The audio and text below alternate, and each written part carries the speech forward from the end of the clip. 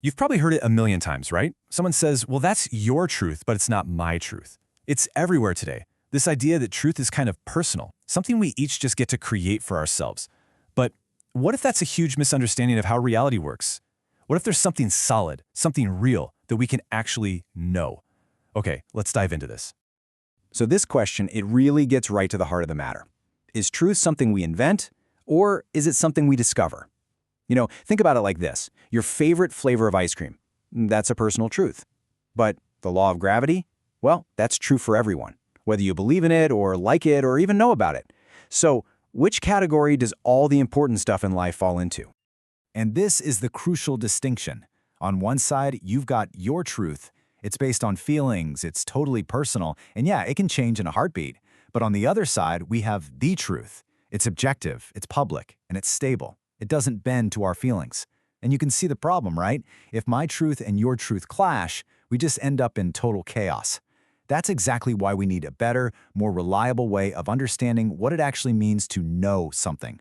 To get past all this confusion, philosophers have had this powerful recipe for a long, long time for what counts as real knowledge. It's not some vague feeling or a wild guess. Instead, it's built from three essential ingredients that have to work together. Okay, first up, you need a belief. That's the starting point. It's basically a claim you hold about the way the world is.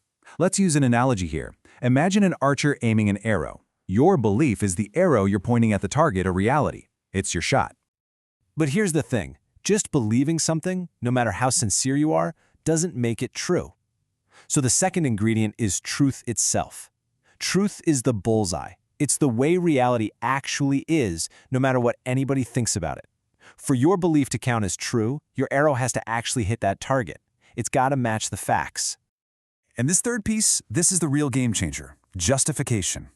This is why you hold the belief. It's your evidence, your reasons, a reliable process. In our little analogy, justification is the archer's skill. Were you just shooting randomly into the woods and somehow got lucky? Or did you have a good reason to aim where you did? Justification is what separates actual knowledge from just a lucky guess. And here is how it all comes together.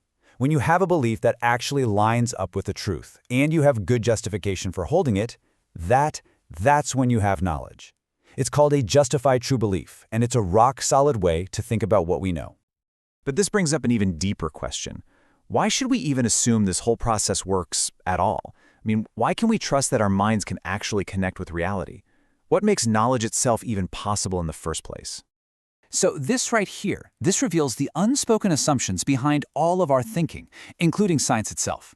To know anything at all, we have to assume, first, that a real, objective world exists, second, that this world isn't just random chaos, but has a deep, understandable order, and third, this one is crucial, that our minds are actually equipped to perceive and understand that order.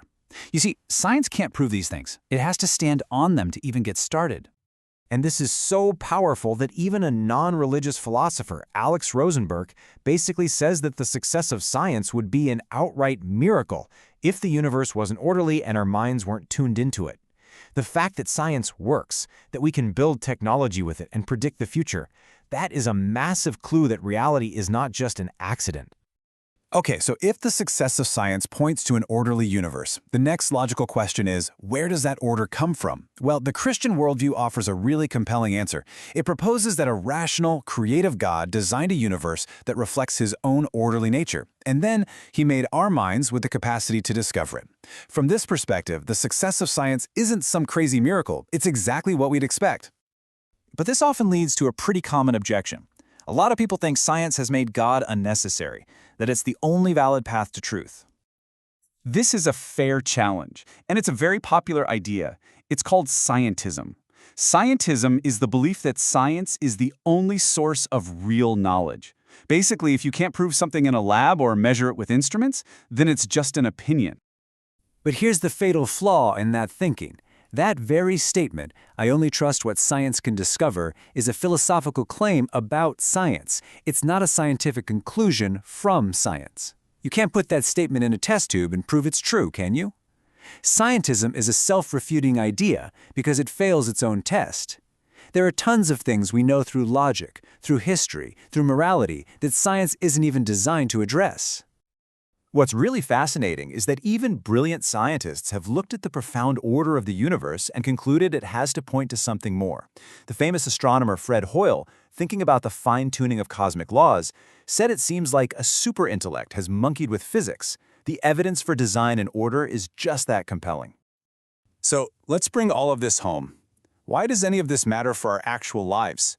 Well, because what you believe about truth becomes the foundation you build everything else on. This slide uses a powerful analogy from Jesus in Matthew chapter 7. Are you building your life on the sand of shifting feelings, popular opinions, and whatever the culture is saying this week? Or are you building it on the rock of objective, knowable truth? Because when the storms of life hit, and trust me, they always do, only one of those foundations is going to stand. So, the crucial takeaway is this. Embracing objective truths isn't about being arrogant. It's about being grounded. It gives us real confidence that our faith isn't just wishful thinking, that our reason can actually connect with reality, and that our lives can be built on something that lasts. Which leaves us with one final, provocative question. If our universe is so deeply orderly, if our minds are made to understand it, and if truth is something real we can actually know, what is the ultimate source of it all?